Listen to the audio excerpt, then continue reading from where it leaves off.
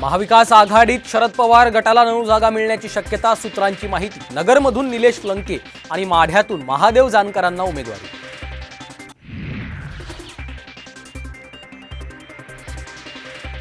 अजित पवारांकडून घड्याळ चिन्ह वापरताना सुप्रीम कोर्टाच्या आदेशाचं पालन होत नाही, जितेंद्र आव्हाडांचा आरोप। निवडणूक आयोगात तक्रार करण्याचा इशारा।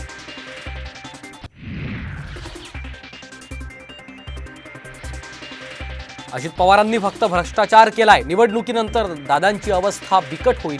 शिवतारेंचा हल्लाबोल, तर शिवतारेंचं मानसिक संतुलन बिघडलंय, तटकरेंचं प्रत्युत्तर।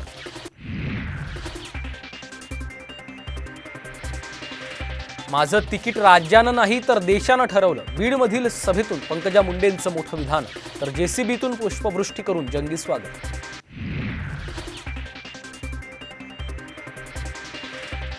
उद्या दिल्लीत महायुतीची अंतिम यादी ठरणार, सूत्रांची माहिती। तर अमित शहांशी बैठकीसाठी अजित पवार गटाचे नेते दिल्लीत जाणार।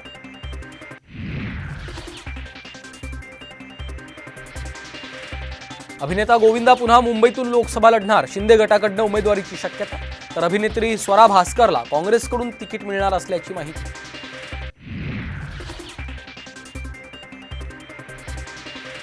शिवाजीराव आढळराव पाटील उद्या राष्ट्रवादीत प्रवेश करणार, सूत्रांची माहिती। शिरूर लोकसभा मतदारसंघाच्या पार्श्वभूमीवर अजित पवारांनी बोलावली तातडीची बैठक।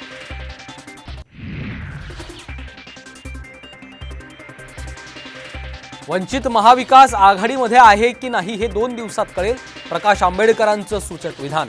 तर आंबेडकरांशी चर्चा सुरू असल्याची पटोलेंची माहिती।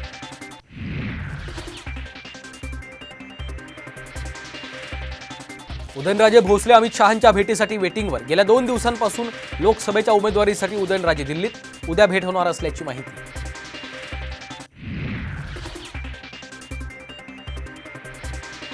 आणि अरविंद केजरीवाल यांना 7 दिवसांची ईडी कोठडी, 28 मार्चला पुन्हा सुनावणी होणार।